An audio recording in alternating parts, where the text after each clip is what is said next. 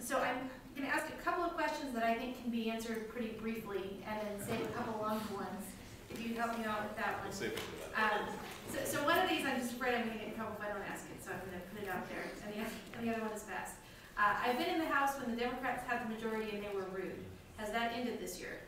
And then, why not abolish the OLCC? Let me start with the first one. That might be easier. I'd probably tell you, I've been in the House when we've all been rude. And to that point, I hope that we can show you tonight that doesn't have to happen. I hope that, as Speaker Roblan described, our efforts to truly change the behavior, and you know, I want to go back to the whole call of the House thing. I would sit there and watch that process happen when you know, the Sergeant at Arms would run around and put the little locks all over the doors and then chase throughout the entire building. And we had people literally at times in committee who were working. And it was a matter of saying, let's have a conversation around this and communicate clearly what we're supposed to be doing here and quit being rude, if you will. So I don't think anybody's got the channel to themselves on bad behavior. But I do think we all have the responsibility to make it different and better. And I'm sorry that whoever came and saw anyone be rude had to. And as a legislator, that's embarrassing to me. I don't want that to happen. I want children to come and sit in the back, and I want adults to sit on the side aisle, and when they get done say, these people didn't agree with each other, but they were polite about the way they did it. They opened up to, here's a response that makes sense or not. Here's a response back that, again, was polite, but not one that made anyone go away saying, you know, the old politician thing. I take a little bit of offense to that personally, because I'm working at it in a way different way. I'm working at it in a way that I want Oregonians to be proud of. And frankly, when people come and tell me that or introduce me as that, I change that concept a little bit often, and I say, you know what? I'm a son, and I'm a father, and I'm a husband, and I'm a grandfather. All right? I'm a lot of things before I'm a politician. I'm a businessman. I'm an employer. I'm a lot of those things before we get there. So I feel badly that anyone has witnessed that. It's a personal goal of mine, and I believe of Speaker Roblan, even with great difference, to prove that people can come together and work, and they can do it politely and professionally.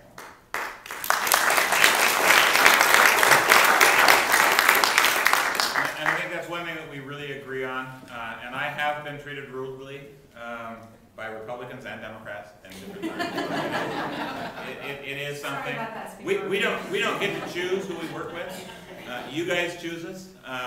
You know, we come from 60 different places with 60 different constituents, and if people are rude by nature, you elected them to be that way. We have to work with them, and we try to fix that problem. I will say, you know, I've had a lot of compliments. I was the rules chair the last session, and I tried to respect every single person that walked in that room. And in the interim, Representative Hanna was on that committee with me, and I think we tried to live up to that standard. And if you talk to a lot of people, I think most people try to live up to that standard. There are people who once in a while don't, and we both talk to them. If we hear that comment, we made a commitment to each other that we would have that conversation with those people and say, that's not appropriate, we don't expect it, you don't have to agree with that person, you don't have to whatever, but keep it under control.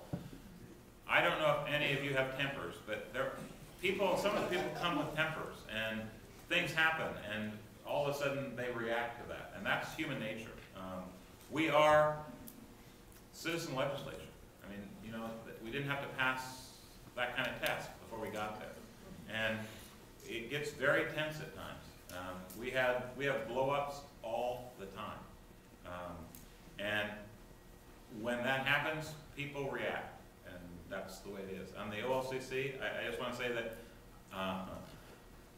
when they made a rule that you couldn't take homebrew to meetings and that kind of stuff, I was ready for them to be gone. Everybody in my district came to me, and all of them were my old teachers who were making wine in their room and do this over there, and they wanted to take it and share with people, and they said, I can't do this, and our fair canceled the competition. I will tell you, there was a lot of conversations about that particular group. The legislature continues to look at each and every one of our agencies and try to figure out what best to do and how to make those things work. That was one of the first bills that came across the House and Senate. We can have those competitions again, and that was going to make my life a lot easier. I would say this about OLCC. It is a revenue source, and so just given today's environment and the issues we're dealing with, if you got something that is working and actually generating revenue that is working for Oregon, it's a lower priority to go out there and try and figure that out versus someplace where we've got a huge hole. I haven't studied in great detail models from around the nation where there is privatized a liquor delivery system. However, I'm convinced, because I have been in a number of states where it's there, that in their model they figure out a way to do it. So I'm completely open to the conversation, but I actually have pretty decent compliments for the way the agency is operated. I've toured their facilities. I meet regularly with, and this is old school, I still call them green fronts. I don't know what everybody else calls a liquor store, but that's what we always called them when I was a kid. And of course, old enough to buy liquor, but I get that right. But the point is, you know, they've done a pretty good job. They are generating revenue, and it's working for us currently. There may come a time when there's a better, more effective, maybe a better dollar generator for that system. And they take their job very seriously. I mean, it is important for them to do the right things, and the commission has been good at doing that too, and trying new things, whether it was stores or whatever.